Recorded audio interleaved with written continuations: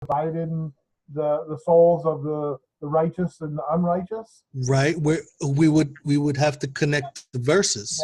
Yeah. We would have to connect the verses to see. Right. I mean, but there we have to be saying, like what Brother D said, there has to be a possibility of, what does the heart mean? What does the heart of the earth mean? Was he in the center of the earth? He wasn't even in the ground. He was in the tomb. It's kind of like, if we're going to be specifically detailed about certain descriptions, we should be honest about figurative and parable type descriptions as well, like heart of the earth. That's the only verse we got. But I've never heard anybody try to emphasize on that phrase. Everybody always jumps to Jonah and says, we got to make this dead. We have to make this dead for 3 days, 3 nights, instead of, what does heart of the earth mean? What does scripture reveal as the heart of the earth? What is it talking about when it says heart of the earth? I haven't seen that yet. Well, my perspective when I thought about that, I agree with you. Death is asleep, what the Hebrew from my studies too. So, and it describes that in Abraham's bosom as well as Enoch, where the people are still conscious in a sense, that they actually can see one another, even though they're divided from one another. So could that be he went and got the keys to Sheol, if you will? So he overcame that. So I don't know, there, like you said, there's only one, so you really can't come to a concrete conclusion on that. But in my mind's eye, I think that's maybe a description of what he's talking about there. It's a possibility, but I think that if we sit down and put the verses together, maybe we could see a concrete, because in my mind, it's concrete, but I'm open to somebody breaking it. Well, I'd like to have that kind of study done. That's not a topic I've really thought about getting into deep, other than death and what happens, breaking the false doctrine of hell. That was the closest I come to that, pretty much, in that type of a study. Yeah.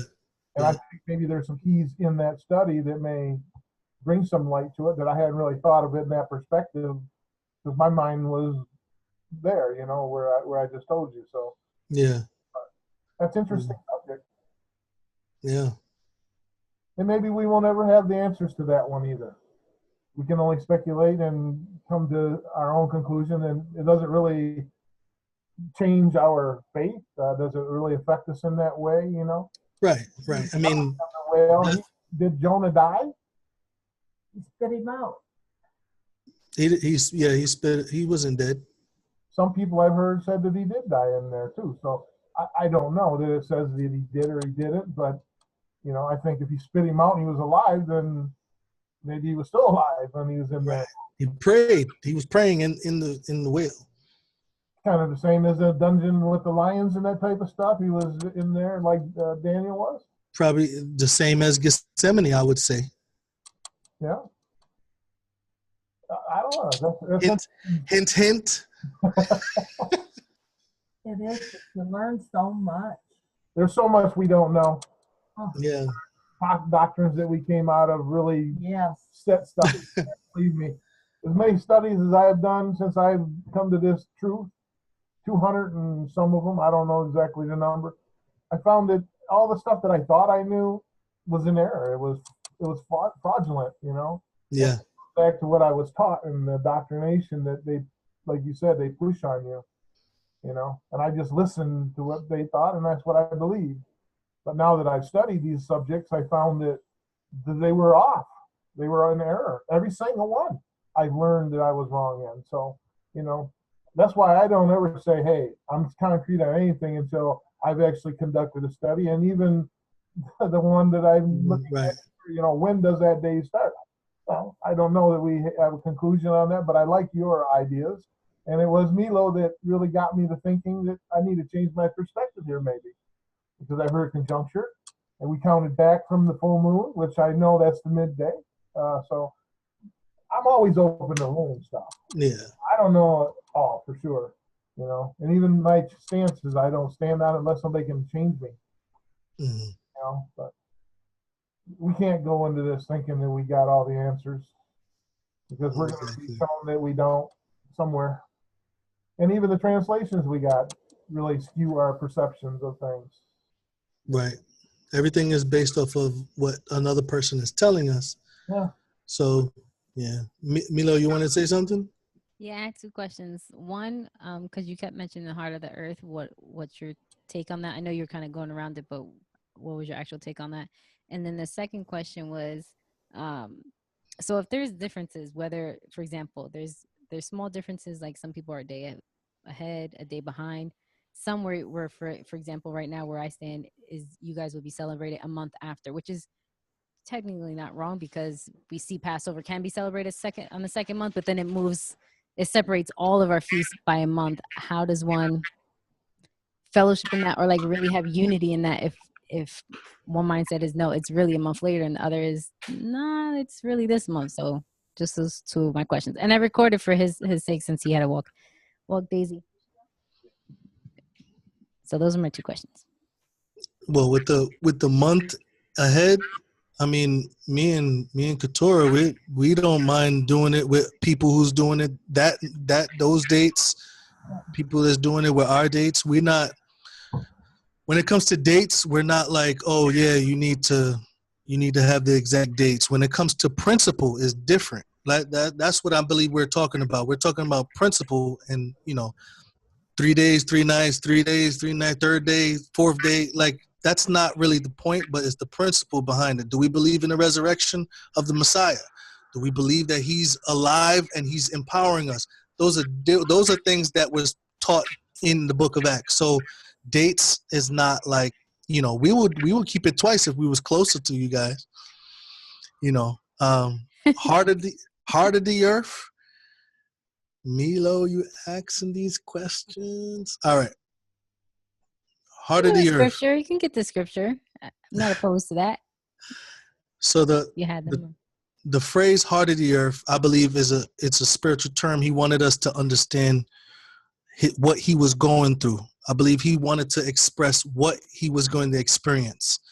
I don't think that death was the only thing that he was going to experience. According to the story of Jonah, being inside the whale wasn't the only experience that the Messiah had.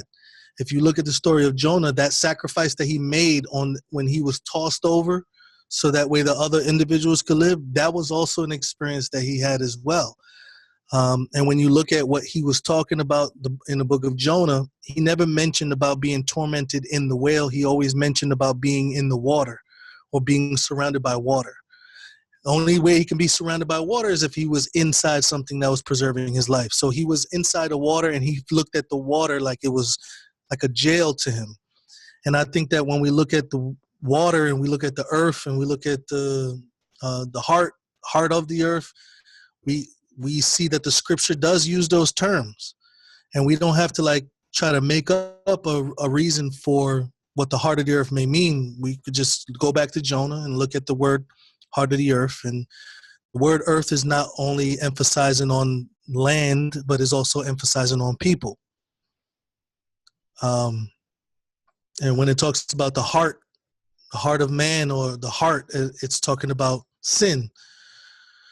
So in my mind, I believe that sin was what restrained the Messiah, was allowed the Messiah to be taken, what allowed the Messiah to be in the grave. And it was his captivity to sin, or being made sin according to scripture, that he was actually partaking in. He was partaking in that sin, just as Jonah was partaking in that water. Now, I do have verses on why I'm thinking that way, but I'm just giving you a quick 2.0 statement on why. summary. Yeah. So, Yeah. okay, so let me ask you, you don't believe that, sorry, real quick. So you don't believe that, or do you believe that Messiah sinned, or the sin was put on him? Like he didn't sin, it was just like chaining him type of thing. Is that what you're? It's kind of like the sin offering. The animal was without blemish. And even when the sin was on him, it was still a blemishless lamb. You see what I'm saying? It Gotcha. didn't receive a blemish when he physically put the sins or spiritually put the sins on the lamb. So Messiah did not sin. He is not a sinner. He did not become guilty. He took our sin, and in turn, in him taking our sin, he had to suffer our penalty. Gotcha. And then Brother Rick, I think, had something he was going to note. Yeah, I just looked up that word heart that we were talking about, the heart of the earth, Mm-hmm. and it's the word cardia, and it's the heart, the inner life, intention, or it's literally the heart or the mind, the character, the inner self, the will, Right. intention, or the center. So it can mean any of those things. So it could have meant the center of the earth. So I mean, we can look at any of those type of, but it's always in a figurative sense. It's never the physical heart, if you will. So Right. it's used over 800 times, that word cardia. And the word heart was never used to mean like in the grave. It was never used to mean. No, it was never used in that sense. Yeah. So English translated it to heart. Right. That word cardia has a few different definitions. So if we're looking at it in no sense, what one really fits to what Yeah, he's talking. I don't know of anything else fitting. I'm waiting to be enlightened. I mean, you got Abraham's bosom. Isn't the bosom like your chest, close to your heart? Yeah. And when the Abraham's bosom example was brought up in the Brit Hadashah, wasn't there an example of a man that died and another rich man on the other side, and he's like, "Oh, send me back, to warn my brothers of this place." Luke Is the whole 16. story just like a parable that's made up, or is there an actual reality that the Hebrews understood that even when you do die, there is a place called Sheol that's a waiting place where you're not like, it's not, everything's not all black. Maybe there is some kind of, just like you said, the whale, you got the water, but then there's this place within the water where you're somewhat sustained. Well, I mean, Enoch, as I mentioned earlier, describes something very similar to all of that too. So if you get into that, it's a holding place that separates the righteous and from the unrighteous, as well as even the fallen Malachim. So there's some merit to that, because that's described as being in the center of the earth, if you will, as well. I also look at the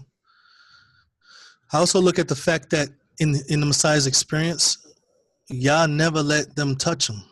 Yah never let them touch him. They came, they grabbed him, was about to throw him off a cliff. He never let them take him. But then this night, Yah let them take him. I believe that was a transitional point in which he wasn't in the same space with Yah that he was before Gethsemane. Well, he said that he laid down his life, no man took it from him. So he willingly gave it. That goes along with what you're saying. Because they didn't. Right. Well, I'm looking at it more like what occurred that now it was the time for Messiah to be touched by man. Not only touched, but dragged and beat and put in the trial, and it was like the sins of man was affecting the Messiah physically from that moment all the way to death. It was also because it was Pesach time. He was a Passover lamb. Well, I mean, there's more than just that purpose. Like, oh, it's Passover time. All right, go kill my son. Like, I think it's more emphasis, especially since he was in the Garden of Gethsemane saying, take this cup from me. Was it like, I believe that it was the Pesach, so he had to take the cup. So there was this transition of something that occurred. Pesach was here. You have to take the cup. And Messiah's like, take this cup from me, but not my will. Let your will be done. So there was a point in time where he didn't have the cup. And then now there's a point in time where he's saying, take the cup away. You see, because now that I have the cup, man is able to come and take him and beat him and kill him. What's that cup mean to you? What is that word, the cup, when he says this cup? Well, Yah's cup to me, I'd see is the only point I see in the cup of Yah is in Revelation, where it says that the cup of the wrath of Elohim was poured out. And I believe that cup of the wrath of Elohim was given to the Messiah for our sake. It was our wrath, the wrath that's supposed to go on us, that went on him that night, though. I believe that he got it that night because he's telling Yah to take it away. Mm-hmm. I agree. Can we go back to the heart of the earth topic? No. Yeah. So that's why I believe that the heart referencing, talking about the sinful state of man. What in the world? The heart representing the sinful state of man. I believe that that's what he entered in that night.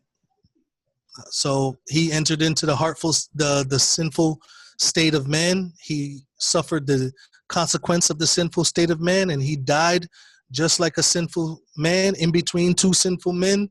And then he resurrected without sin, according to scripture says that he's going to resurrect in glory without sin, and made a point to say now when he resurrects, sin is not on him. So I believe that the heart of the earth was, and when you look at the word earth, is also used referencing to man or the world, pertaining to the people of the world, not the actual ground. So when you say the heart of the earth, you're talking about the nature of man. He was basically engulfed in sin at that point, all the way to the point of his resurrection. That's what I'm looking at. Heart of the earth is when he received the sins of the world on him and the wrath of Yah on him.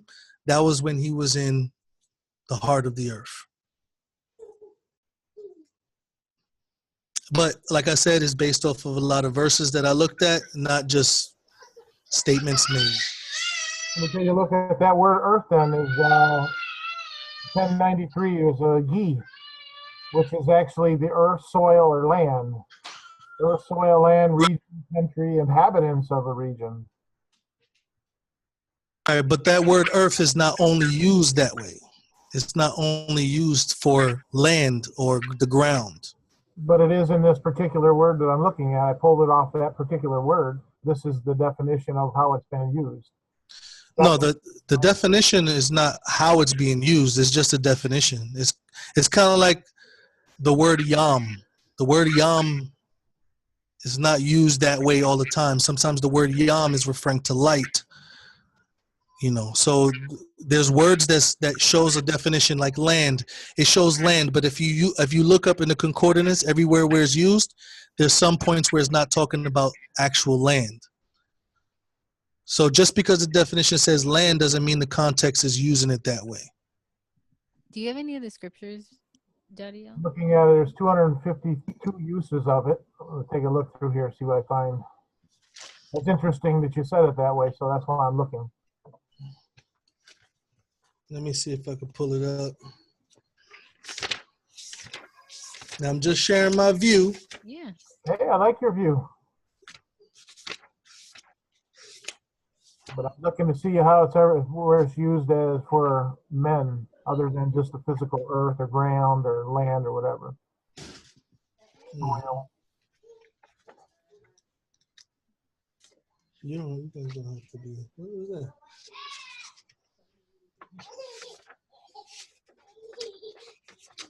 I don't write down sermons or anything like that. I write down notes. So looking at the notes. I went through all of their uses of it on here. I didn't see any uses of it in that particular context. So I'd love to see or hear your notes on that. Okay. Give me 1 second. That's Matthew 24. You mean the scripture where it's being used? Oh, the Jonah, the 3 days, 3 nights verse. Yeah, Matthew 12:40 is the one I'm looking at here. You said Matthew 12:40? Yeah. Okay.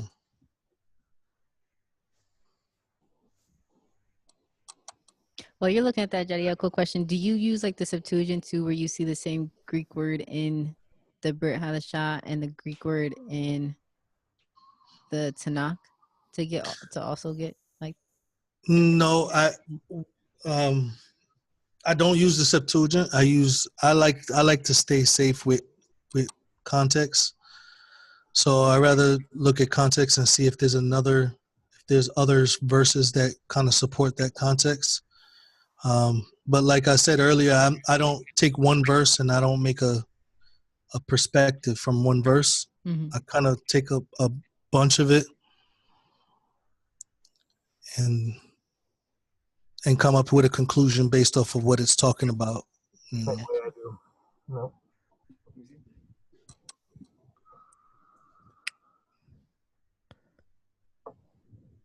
I'm gonna pause the recording.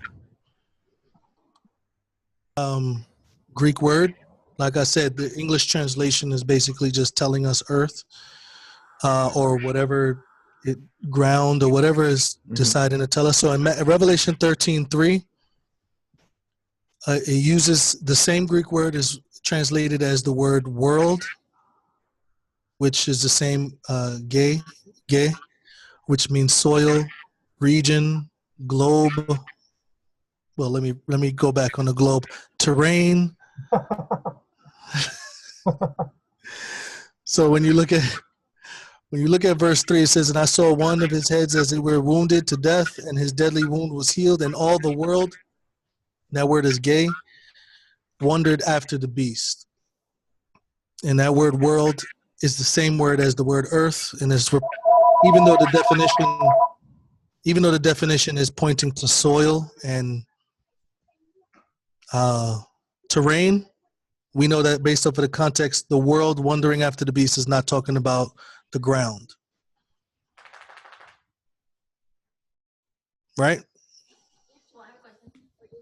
Okay, well, I have a question, and this is gonna be random. What do you think about the earth crying out with all the bloodshed, or when Abel's blood was spilt, and it says that the earth, that the earth cried out, or that the rocks will cry out if The man blood. Right. I don't believe, well, when it says that what did it say? Oh, when it said the blood was crying out, or the rocks crying out when John the Baptist. We were talking about two different verses. Sorry. Oh yeah, that's why I was like, which one? Yeah, sorry. We were talking about two different verses. The blood crying out from the ground. I don't think that was like Abel crying out himself. I think the blood was emphasizing on, well, it says the life is in the blood. So I believe that when it says the blood is crying out, that his life was basically exposed on the ground. His life was, the blood on the ground was a witness that he was murdered or something like that. Not necessarily that he was like, Abel was like in the ground crying out in a spirit world or something like that. I'm looking at it more of a consistent view with sleep. So I'm looking at it, his statements more of a direct statement, like his blood is a witness. His death is right there. It's telling me that something has happened to him. You know. So after death, you believe there's a sleeping state where there's no ability to interact. You can't speak. You can't hear. You can't see. You can't. Okay. You can't feel.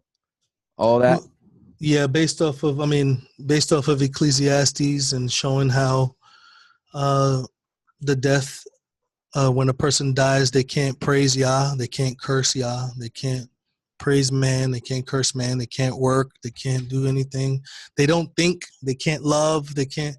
So all of these things that it says in Ecclesiastes, I believe chapter 9, I believe it is, I believe that it applies to why the phrase sleep makes so much sense when Messiah uses it, because it's like that explanation is like an unconscious situation. If I'm sleeping, I'm not praising Yah, I'm not cursing Yah, I'm not doing anything. I'm not showing my love towards my wife. I'm just asleep. I'm just inactive. So I think that the Ecclesiastes chapter 9 matches up with the phrase sleep in the Brit Hadashah. Cool beans. So I believe everybody is asleep when they die, including Messiah. Okay. Sorry, you were searching for your other verses. Yeah, so no, Revelation 13:3, when it uses the word gay, it's not referring to the actual ground, even though when you look it up in the Strongs, that's the only thing they give you. But in context, you can't have, the soil is not wandering after the beast, right? Unless you guys have a different view on that verse. Rick, you're muted. You're on mute, Rick. No, I'm in agreement. I think in that context, it is referring to all of like the nations or all of the people of the earth. Right. What it's talking about there, not physical soil, but it's Yeah. referring to all that inhabit the earth. Right. So you see the context is if we was to just break up the Greek and have the Greek say soil and stuff like that, the context would help us understand what that Greek word actually means, besides what Strong is telling us. Because Strong is telling us that it's soil, that it's the ground. I don't think that there's any phrasing that he uses to show us that it's talking about people in any way. But when we look at the verse itself, the context tells us that it's not talking about the ground. It means soil, region, solid part, the whole terrain, country, earth, ground. There's nothing to give us that except for the context in the verse. So that's why I stay close to context, because context to me saves us when we're dealing with different languages like Hebrew and Greek. Now, this person that's talking in Greek, when he's saying soil, he's probably talking about man. Like, I mean, obviously in the context he was, but it's just like Hebrew. You can't only look at the fact that the Hebrew, that Strong says Hebrew means this. You also have to make sure that the context supports Strong, because James Strong is just another person telling us what these things are. You see what I'm saying? If we go back and study the Hebrew, we may look at things and we may get a little bit more definition than what James Strong got. But we're relying on James Strong to tell us what these things meant. And I think that we need to be more proactive. Let's look at context. Let's break down this Hebrew ourselves. We have those things. We have the letters. What is it? I don't know about Greek. Hebrew, I don't know Hebrew, but I'm looking at those letters and I'm like, I have no idea what he are trying to say. Greek man. But if you look at the Thayers, right? The Thayers concordance, the Thayers have land, ground. It even has land opposed to sea, the earth as a whole, inhabited earth with men and animals. So it gives you a little bit more, but still doesn't match up with the context of Revelation 13:3. Revelation 13:3 is not talking about any of those things. It's talking about the people, all the nations, like what Rick said. It's basically like, so for Elohim so loved the world that he gave his only begotten son. So we know we don't. No one says, "Oh, it's the earth," as in the Right. earth. It's kind of like when we want to, we could be very specific. Oh, it says world. That's it. We gotta see the world. But when we look at context, it destroys that whole perspective. We have to step back and say, what is the whole picture that Yah is trying to reveal? Instead of, oh, it says world right here. That's what it has to be. We can't do that with scripture. Obviously. Let me ask you something. Do you believe in Sheol? Or like the sleep state? Sheol is grave? Yeah, like what is your take on that? Like, is it a literal grave? Is it a place? I did a study on hell, and with Sheol is different from the Greek. You find different Greek words for hell. You find like at least 3 or 4 Greek words for hell. So when it comes to Sheol, that doesn't mean that Sheol is the same as Tartarus. It doesn't mean that Sheol is the same as there's another word, Gehenna, and then there's another word for hell in the New Testament, in the Brit Hadashah. So Sheol simply means grave. Now, I did a comparison because they use Hebrew verses in the book of Acts. So when they were talking about the grave, when they used the term grave in the book of Acts, I can see what Greek word they use for the word grave. But the other words, like Gehenna, that was talking about something else. A place of burning, a place of burning and things like that. I looked up Gehenna because Gehenna actually comes from the Old Testament. It comes from the Hebrew scriptures. So I did a study on breaking that down. But at the same time, I haven't come to the conclusion that there's like an actual place where somebody is conscious. And I don't look at Luke 16 as a literal thing based off of the Hebrew scriptures. I do look at Hebrews 16. When you look at the Abraham's bosom and the things like that, there was an extremely important point at the end of that statement. Extremely important point at the end of that story. And it wasn't about hell. It was about the Torah. The Torah. It Yeah. says if you don't listen to the Torah, you won't even listen to somebody that raises from the dead. The Messiah raised from the dead, and it still didn't help those who did not keep the Torah. You see, I think that is there was a big point when it comes to what he was emphasizing on. He was emphasizing on the importance of Torah and the scriptures and the prophets rather than emphasizing on death and hell. Well, there is no real hell. That's a doctrine that was added by the Catholic, a couple of Catholic popes. That word doesn't really exist. It's something that was placed in there. Right. So, in that context of hell, I mean, that just creates this. Indoctrination. Whatever's drilled in our head, it starts going crazy. Right. Hell. And now you're like, oh, snap, a place of burning. I'm going to burn eternally. What is it? Is the place, it could mean a whole bunch of different things to different people. So, yeah. When I look at the scripture, I kind of stay close to the concept, the context of the concept rather than just the use of the word. Mm-hmm. I agree. Sounds like we came to the same conclusion on those because I looked at all those same words too. Yeah. I don't know if I did an article or a video on it. I got a big study. Yeah. So send it to me and I'll send you mine. Sure. Somebody posted. Oh, never mind.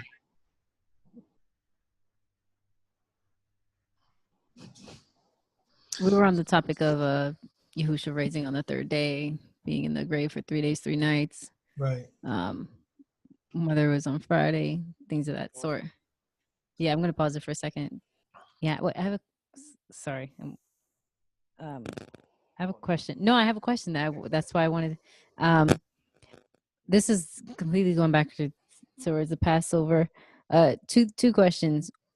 Why do you or whoever goes by the equinox, whichever one, go by the equinox? Is that scripture? I am, because I don't understand why they started from the equinox, and like scripturally.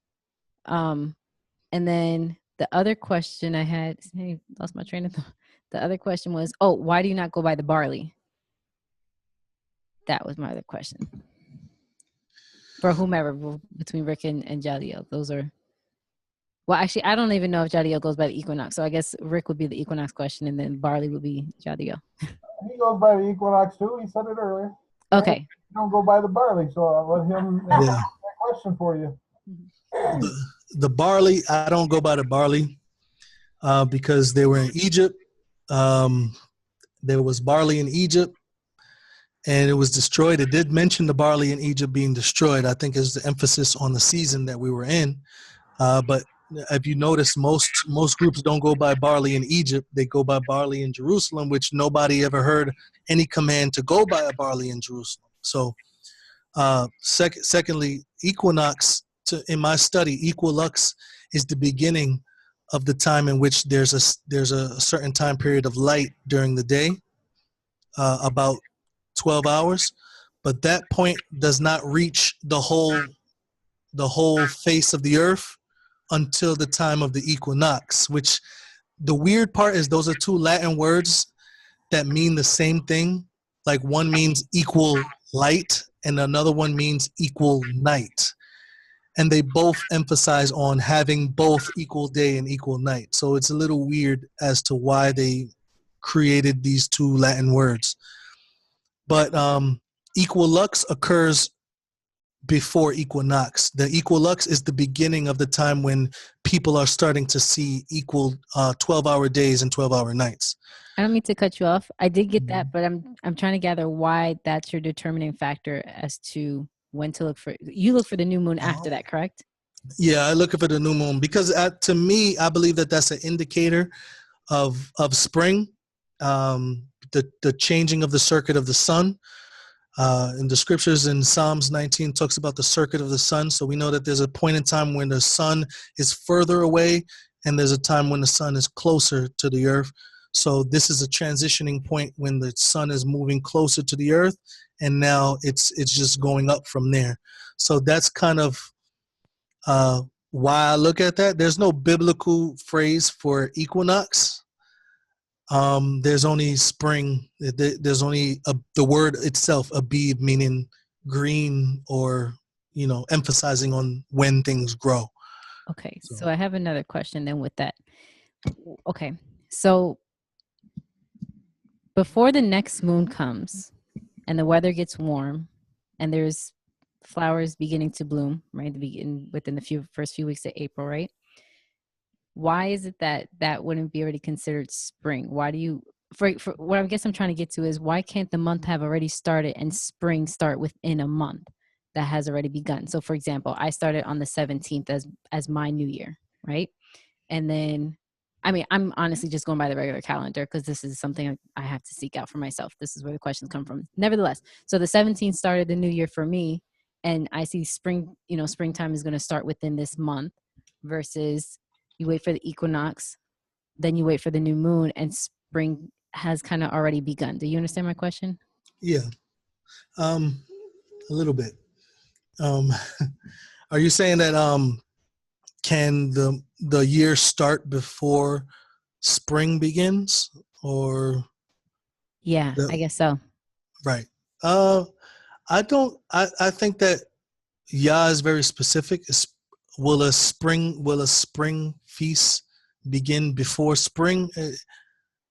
I wouldn't see that structure as being separate. I believe that the seasons and the times are connected. So when Yah says this is the green time when things grow, I mean that it would have to mean that this is the beginning, or this spring is emphasis, or this time frame or this season when things grow is when I begin my year. Okay, so then my next question would be then why would spring begin in the winter time? So for example, if you're still in the 12th month and spring's already begun, but you're waiting for the next moon, then the springtime has started in winter, but the new year hasn't begun till spring's already like either way, isn't it like off a little bit? Well, the only reason why it's off is because the way we're looking at the moon itself is what's telling us what time it is. So we have that the spring season is beginning, but the month have not started yet. So just because we're in the middle of a month doesn't mean that the new year has started or anything. All we're seeing is that there's a transition in seasons, but we're still looking for that month to occur, or the new month to occur during that season. So it doesn't really turn things differently, unless we're saying that because the month started and the spring started that they have to coincide. But that's not necessarily true. If we're going to look for the moon or the new moon to tell us when the month begins, then we would wait for spring, and then we would say, okay, when is the new moon during spring? And that's why a lot of people wait for the barley, because barley indicates spring for them, and then they look for the new moon after they see that spring has begun. Even though there's no command for barley, but there's still this emphasis on spring itself being there when we're looking for the month. Gotcha. Thank you. All right. I agree. Good stuff. I'm gonna pause. All right, I got some scriptures for Jadiel. Oh man. You ready? No, but let's go. Matthew 27 is one. Matthew 27 verses, I'll start at 50. Matthew 27:50. Yahusha cried again with a loud voice and yielded up his spirit. Behold, the veil of the temple was torn in two from top to bottom. The earth quaked and the rocks were split. The tombs were opened, and many bodies of the saints who had fallen asleep were raised. And coming out of the tombs after his resurrection, they entered into the holy city and appeared to many. My question is, do you believe that when you die, you go to sleep?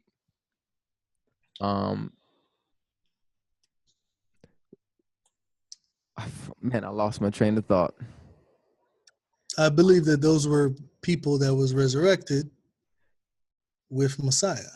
Okay, and that was during his time while he was still on the earth before he ascended, right? Yeah, that was at his resurrection, right here, right? It says when he died, veil ripped, and it says the graves were open, and the bodies of the saints which slept arose.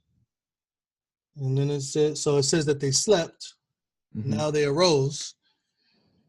So there's a difference between what they're doing now than what they were doing before. Okay. And then it says, where are we?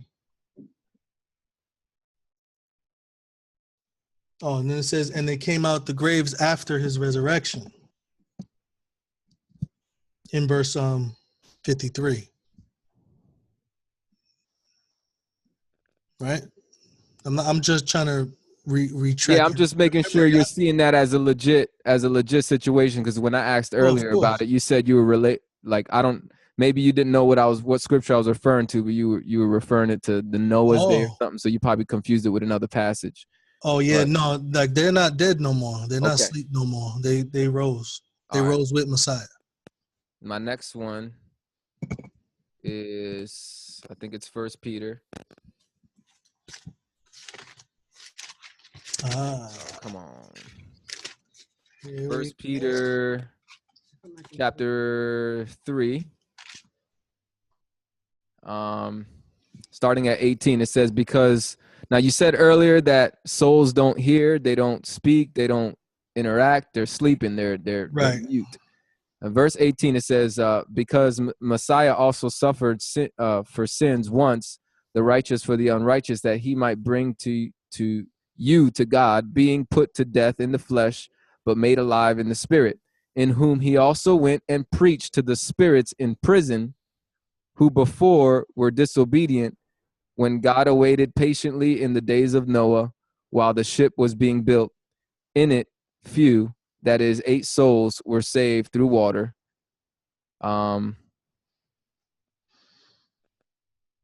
So here it says Messiah went. I know there's a whole Noah part here, but I'm going to break down how I understand it, and I want to hear how you're understanding it. But I'm seeing here that we're talking about Messiah's death.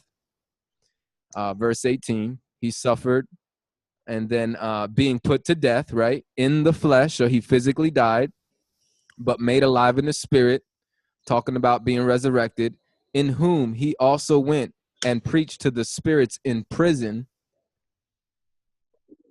I see that as he preached to the spirits in prison, being the spirits that were dead. And how do you see that? Well, I haven't looked at it in a long time, but looking at it, verse 18, 19, and 20 actually is the same thought. It doesn't stop. It's like an ongoing thought because of the semicolon at the end. Sure. So looking at it, it says, for Messiah also suffered for sins, for the just and the unjust, that he might bring us to Elohim. He was put to death in his flesh. He was made alive by the Ruach, which he went, by which also he went and preached unto the spirits in prison, which sometime were disobedient, when once the long-suffering Elohim waited in the days of Noah. So you see how it's connecting a train of thinking or thought. It's not dividing a thought saying Messiah went to preach over here, Noah is over here. It's kind of like the single train of thought that the Messiah was there during the time of the preaching when Noah was alive. Yeah, the way I connect it is the souls that were there were from Noah's time. That's how I see it. Okay, so I see. Oh, sorry. Katora wanted to say something. Brother D, are you saying that these prisoners here are not alive anymore? So he's preaching to maybe those in Sheol or the holding place, whatever you want to call it. I'm connecting this with the other passage in Matthew, that these were the souls who he preached to, right? And actually resurrected and went around preaching physically. But in Isaiah 61:1, it uses the same terminology, but there He's not preaching to the ones that are in Sheol. You're really low, Couture. I can't hear Oh, you. Sorry. I'm trying to look at the verses on her screen. I'm moving the mic away. All right, sorry. Go ahead. I was saying that Isaiah 61:1 uses the same terminology, and he's not speaking to those that are in Sheol, but he's telling him to go forth and release those captive that are alive. I think it's Right. I would say that Isaiah might be talking about something different. I'm not at Isaiah right now. right. I think the term spirits in prison is kind Yep. of what we're defining differently. Sure. From Peter to John, 1 John, 2 John, it uses the term spirits. Timothy uses the term spirits to refer to men. And then there was, so I'm looking at it where it says the spirits in prison, which were disobedient. Once the long suffering of Elohim, your perspective is kind of different. I've never heard. I've never heard that perspective. So I'm trying to It continues to explain who the spirits in prison were. They were people who were before disobedient when God awaited patiently in the days of Noah. Right. So are you saying that these people died disobedient and then they got another chance to be preached to in Sheol? Is that what you're saying? Because I definitely wouldn't agree with that. Right, because Torah and the prophets doesn't say that that's not possible for you to die and then be preached to now be resurrected to go and preach the gospel in Jerusalem. It says here that the spirits in prison, which were disobedient, when once the long suffering of Elohim waited in the days of Noah while the ark was being prepared, wherein a few, that was 8 souls, were saved by water. So I'm not looking at the spirits in prison as people who are in some type of holding place. I look at the spirits in prison as people who are in captivity to sin. Right, and that's why I was saying it's the same understanding. Interesting. From Isaiah 61:1.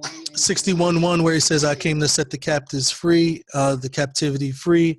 Where it talks about the spirits, beware of the spirits. Do not trust all the spirits, but test all the spirits. It's usually referring to spirits as people, as the minds of people. And here it's using the example of Noah for disobedient individuals who did not accept the truth and died in disobedience.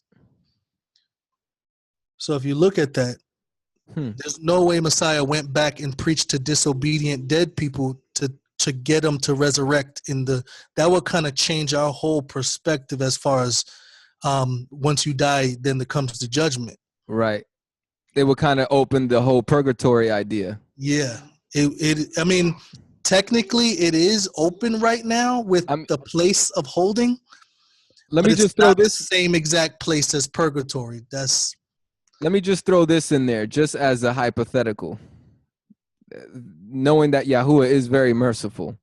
What if there were people who were unable to get on the ark, but were repented in their heart because they knew what Noah preached was the truth, but unfortunately it was too late for them to be saved from the flooding of waters? I think Yah wouldn't really see a genuine believer and say, boom, whoop, too late. Now you're going to die, and then I'm going to save you later. Didn't he say To me, if there was a person like that, Yah would have put them to sleep before the flood came. Well, what about the man at the side of Yahusha while he's dying on his deathbed? He had mercy at his last moment. Oh, yeah, and the door didn't close. Messiah was there. He's the door. He's the door. But I'm saying he still died. I'm talking about in Noah's day, the physical death came, the flood came. Right. It was still the physical death. But as far as being declared right or, having that chance of mercy spiritually to be declared right with the Father was available despite the death of the flesh or destruction of the flesh. To tell you the truth, I don't believe that Noah will be preaching for 120 years and nobody be saved. So I believe that some people was like in the mercy of Yah that you can't hear that message in just 120 years, nobody. Right. But I believe that when that time came for that time to close, for that door in the ark to Somebody's close, heart had to have changed. yeah, As that's soon what as I'm they saying. started seeing the waters coming down and the ark closed, I mean, somebody had to be like, yo, this dude was right. Right. So the logic, so to me, the logic is even before the rain came down. So I don't believe that Nothing anyone wrong who with is saved, I think Yah Warning. would have put them to sleep. I don't think that Yah would have allowed them to face judgment if they accepted him by faith, because that's the whole point of accepting him by faith, is to avoid judgment. And that flood was the judgment for the disobedience. So I don't think that they would have experienced the judgment for disobedience while they were in following him or in obedience. Okay, interesting. Well, I guess I'll throw that in there. I'll consider what you guys are saying, but the 1 Peter 3:19 and 20 does seem continuous. 1 Peter 3. 1 Peter, the passage Yeah, we were reading 19 and about the 20. spirits in prison, Yeah. who before were. I mean, it kind of seems like continuous to me, unless Right. there's a way you're going to say the commas maybe should have been a period, because there is no punctuation in Greek No, anyway, so it's all biased. To me, the spirits in prison doesn't mean that they were dead. Yeah. Even David said. So then what spirits were in prison during Noah's day that you can think of that would bring explanation to this? Everyone that was in disobedience was in prison, was in captivity. I mean, even you see in the book of Psalms where it talks about being free from our prison. It talks about the bondage that we have in this body of death, in captivity. There's a lot of different perspectives, especially in the Brit Hadashah, that talks about All right. captivity. Okay, but here Messiah preached to these souls. So would you agree that he preached to these souls that were from Noah's day then? Can we agree on that or no? I believe that he preached to them. See, here's the thing. I believe that he preached to them through Noah. Just like it says in That's Peter. why I like to ask questions. Let's get to the point. No, that's Where's good. our That's questions at? in Peter, in the same, in Peter, it says that the Messiah, or the Spirit of Messiah, revealed things to the prophets. In, I think it's 1 Peter chapter 1.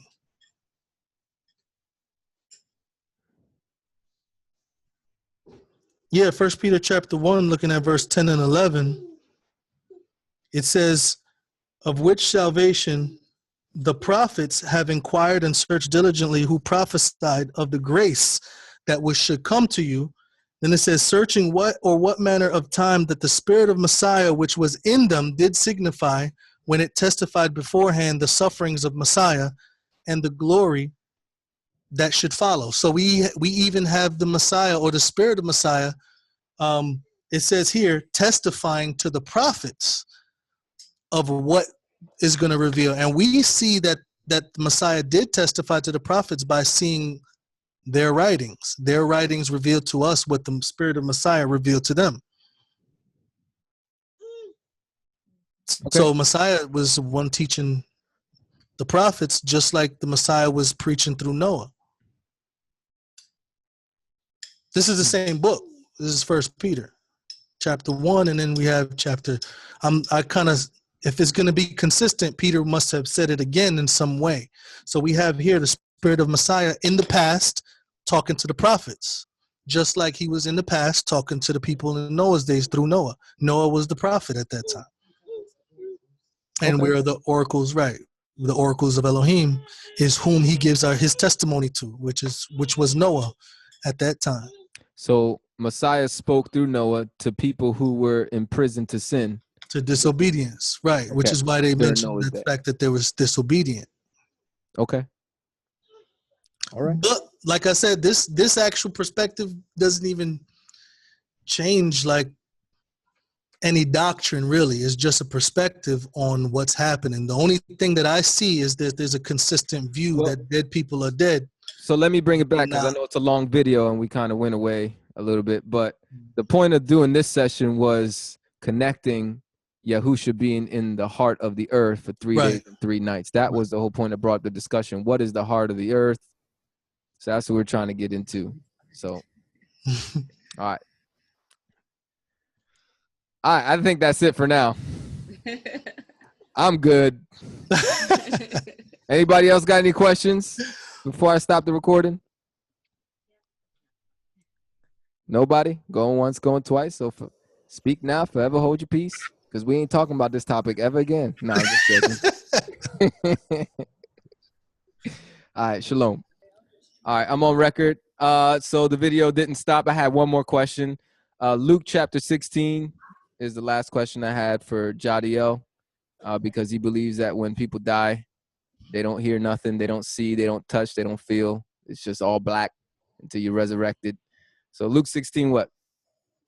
Let's see. Luke 16, starting from verse 19, but that verse is verse 22. Okay. Verse 22. The beggar died, and he was carried away by the angels to Abraham's bosom. The rich man also died and was buried in Hades. He lifted up his eyes, being in torment, and saw Abraham far off and Lazarus at his bosom. He cried and said, Father Abraham, have mercy on me, and send Lazarus that he may dip the tip of his finger in water and cool my tongue, for I am in anguish in this flame. But Abraham said, Son, remember that you in your lifetime received your good things, and Lazarus in the same way bad things. But here he is now comforted, and you are in anguish. Besides all this, between us and you there is a great gulf fixed, that those who want to pass from here to you are not able, and that no one may cross over from there to us. He said, I ask you therefore, Father, that you would send him to my father's house, for I have 5 brothers, that he may testify to them, so they don't also come into this place of torment. But Abraham said to him, they have Moses and the prophets, let them listen to them. He said, No, Father Abraham, but if one goes to them from the dead, they will repent. And he said to him, if they don't listen to Moses and the prophets, neither will they be persuaded if one rises from the dead. So that's Messiah speaking. You say people can't hear, can't talk in after physical death. Here Messiah is giving an example. People are having a whole conversation. What's your explanation for that?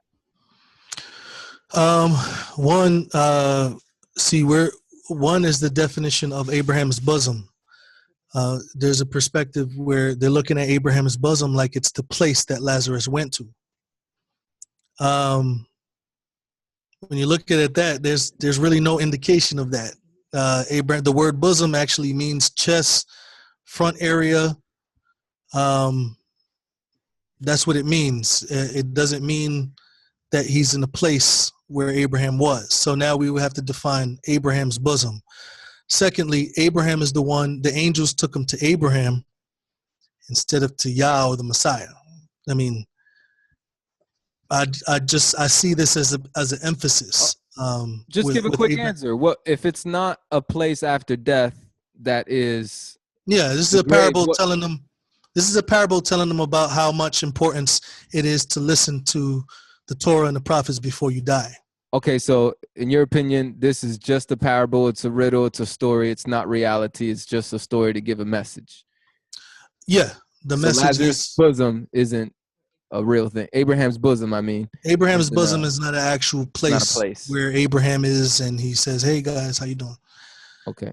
Abraham's bosom is just a reference of the father of faith, and the father of faith in Moses and in the words of Yah. So that's why it uses Abraham as an emphasis of saying, if you have Moses and the prophets, go listen to them. You know, because Abraham was counted righteous for listening to Yah's voice. So the Messiah is bringing up a foreign concept, maybe, or is he not bringing up a foreign concept to the Hebrews of that time? Where is this whole Abraham's bosom thing coming from? Judging by the type of concepts these guys had at that time, I'm not sure what's foreign. They were mixed with Greek. The Sadducees didn't believe in resurrection or angels. It's like, I don't know how far their foreign concepts go.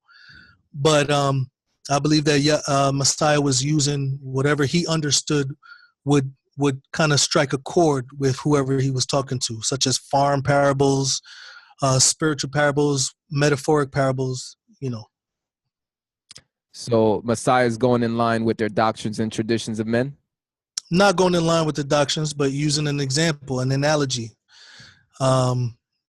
That's, if he's saying, oh, you spread the seeds and then birds come, that's a specific situation. You spread the seeds on the wayside and then birds come and they eat it and stuff.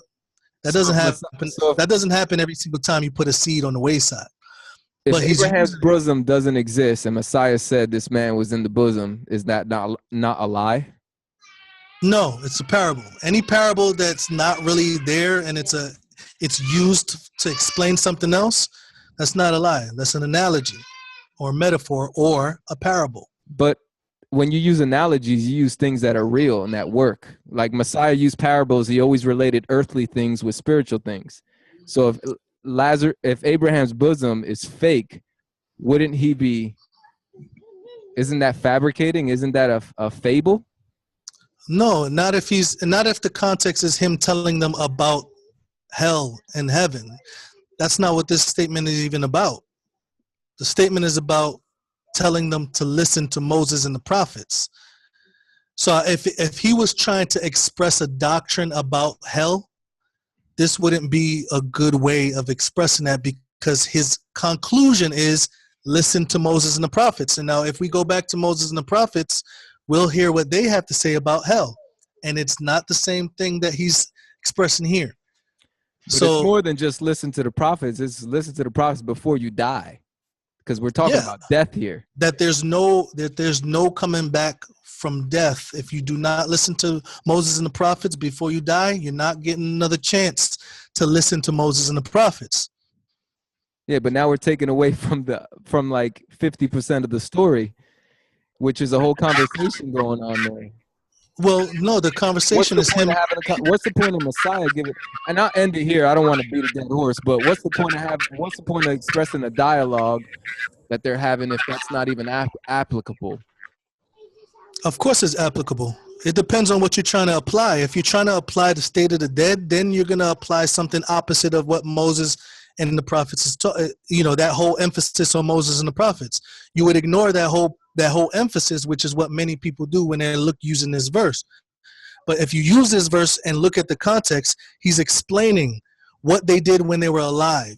He's explaining how they did not follow the Torah and the prophets when they were alive, not they, the rich man.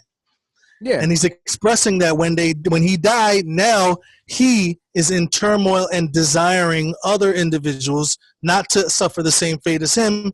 And Abraham is saying, no, if you listen to Moses and the prophet, you wouldn't be here, and let them listen to Moses and the prophet now. That's the only people they have to listen to. Okay, I agree with that. There's no disagreement there. I just believe there's more to the story that's being left out, but I'll leave it at that. Rick, and then my wife.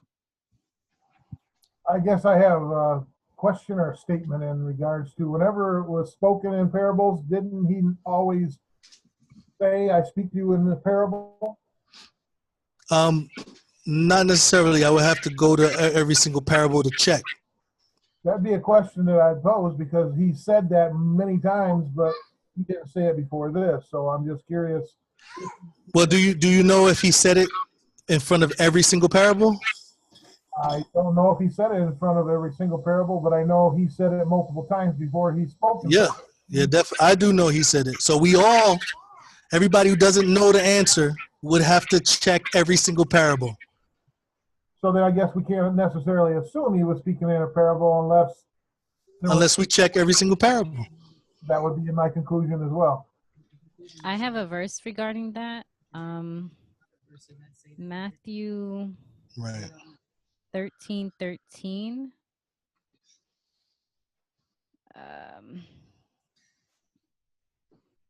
Okay, I'm going to go to verse 10. So Matthew 13:10, it says, the disciples came and said to him, to Messiah, why do you speak to them in parables? He, Messiah, answered them, to you it is given to know the mysteries of the kingdom of heaven, but it is not given to them. For whoever has, to him will be given, and he will have abundance. But whoever doesn't have, from him will be taken away even that which he has. Therefore I speak to them in parables, because they seeing, they don't hear, and hearing, they don't hear, neither do they understand. Verse 14, and then the prophecy of Isaiah is fulfilled, which says, by hearing you will hear and will in no way understand, seeing you will see and will in no way perceive, for this people's hearts have grown callous, so on and so forth. Verse 34. I thought there was Messiah spoke all these things in parables to the multitudes, and without a parable he didn't. Yeah, that's what I was looking for. And without a parable he didn't speak to them, that it might be fulfilled which he was spoken to through the prophet, saying, I will open my mouth in parables, I will utter things hidden from the foundation of the world. So Right. I was saying that in sense of I do believe a lot of times he spoke in parables to fulfill this, kind of regardless if he says it's in a parable or not. Right. But that's I the verse mean, that came to my mind. yeah, that was in my mind as well. I mean, he says the same thing in Mark chapter 4, verse 33 and 34. It says, with many such parables spake he the word unto them, as they were able to hear it, but without a parable spake he not to them. And when they were alone, he expounded things to the disciples. So, when he's talking to the Pharisees, when he's talking to multitudes, I wouldn't have to guess whether or not he's going to talk to a parable, because he says without a parable he didn't talk to them unless it was with a parable, and then he expounded on things to his disciples. So who was he speaking to when he was talking about this parable then? To the Pharisees that time? Let's go to he does a long stretch. He's talking to the Pharisees from chapter 15 all the way down to chapter 16. Well, there could be our answer there that it was a parable then.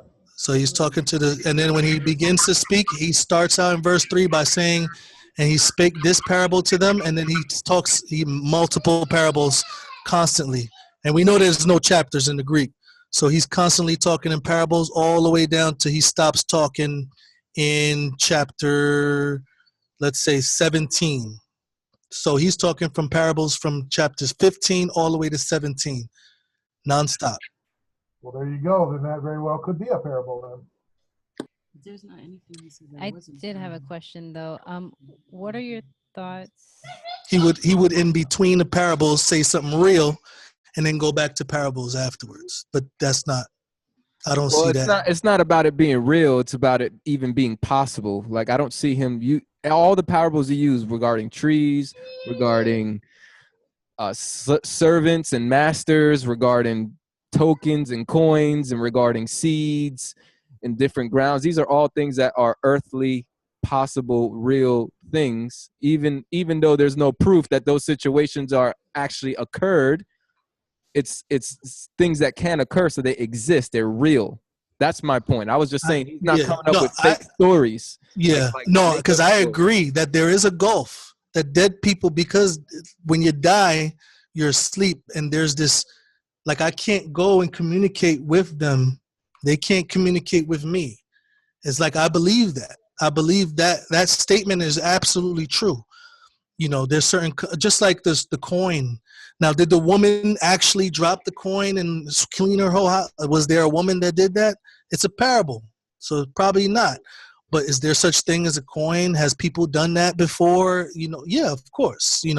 I think that there's things that can relate that he uses, but doesn't have to necessarily be an actual true thing that happened. Okay. And well, thank you. On this topic, I was just thinking about this verse. I had a question. Revelation 6. Oh, sorry. Revelation 16, you said? 6:9. And 6:9 and 10. It says, when he opened the fifth seal, I saw underneath the altar of the souls of those who had been killed for the word of Elohim and for the testimony of the Lamb which they had. They cried with a loud voice, saying, how long, Master, the holy and true, until you judge and avenge our blood on those who dwell on the earth?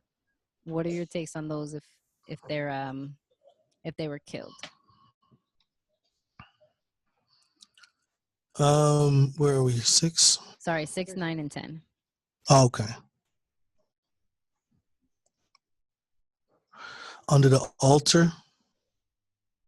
Yes. Yeah. Is there actual altar? I would have to look at every single element in this verse to ask if those people were actually there. Were they actually under an altar, or the altar of incense? I think it says here in verse 9 that their souls, the souls of them that were slain for the word of Yah and for the testimony which they held, and they crowd with a loud voice. I think this connects with the same phrasing as the blood of Abel is crying out from the ground. I think this would be the same emphasis. They died for the word of Yah, and they had a testimony that they served Yah, and so did Abel. So I'm looking at this as the same way I look at the thing, because I'm looking at this whole chapter, and there's definitely symbolic things, that's in there. Nice. Thank you. All right, follow-up question. I think this is really the last one for me. Regarding the dead. I could go all day, because all I'm doing is just sharing what I think. I'm not saying it was right. Right on, I'm just saying why I believe it. Right on. No, I'm just saying I think it's the last one, because I was forgetting how many scriptures I wanted to bring up, but I think this was it. All right. 1 Peter chapter 4, verse 6. For to this end the good news was preached even to the dead, that they might be judged indeed as men in the flesh, but live as to God in the spirit. It doesn't take away from many phrases that's used throughout the Brit Hadashah. Colossians chapter 2 says that we were dead in our sins. There's a lot of things in the Brit Hadashah that make statements like this, referring to the preaching of the gospel. We were dead in our sins, and then it says that Yah made us alive with the Messiah by blotting out the transgressions, blotting out our transgressions. So it's like, it also says in Romans chapter 6 that we were dead and now we're alive again unto righteousness. So it uses this same terminology referring to live people listening and hearing the gospel and making a choice. Okay. Got you. So touche. Every time we hear this this phrase of like John 5:25, more certainly I tell you, the hour comes and now is when the dead will hear the Son of God's right. voice, and those who hear will live. All these phrases of preaching to the dead will hear. You're looking at it as a spiritual death. Well, if you look at John 5, it says all of those that's in the grave, they're in the grave, right? So they're going to hear the voice of the Messiah and come from being dead to alive.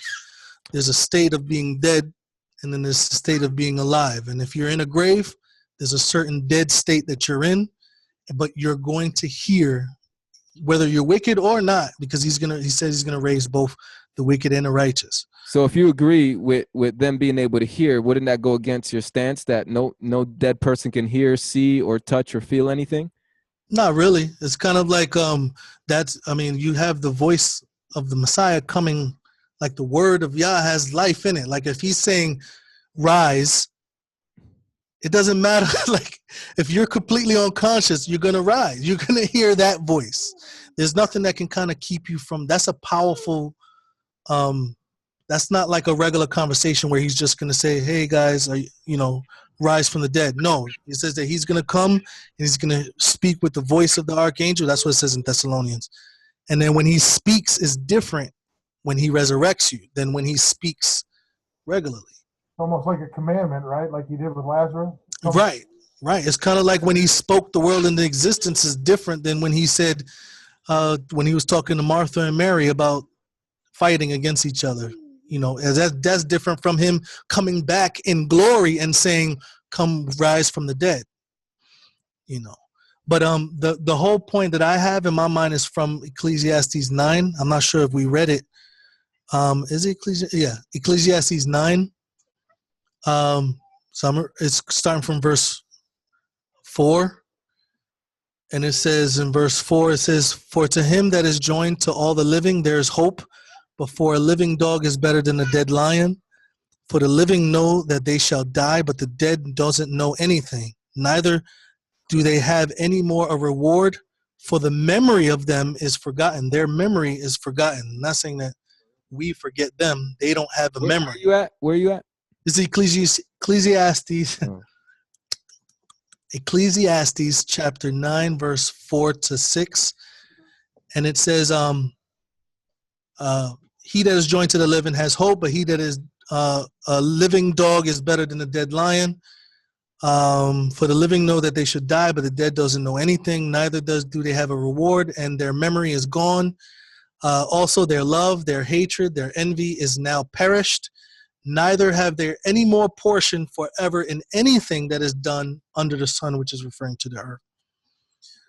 So, in this perspective, I think there's another. Is there another one? Yeah, in verse 9 and 10, it says, "Live joyfully with your wife, whom you love, all the days of the life of your vanity, which he have given to you under the sun, all the days of your vanity, for that is your portion in this life, and in your labor which you take under the sun. Whatsoever your hand findeth to do, do it with all your might, because there is no work, no device, no knowledge, no wisdom in the grave where you're going." Yeah. Touche. So this is the prophets. This is the perspective of the prophets, and he said in Luke 16, they have the Moses and the prophets. So he has to be speaking in line of Moses and the prophets. All right. Thank you. With that, we will end this session. You wanna answer that?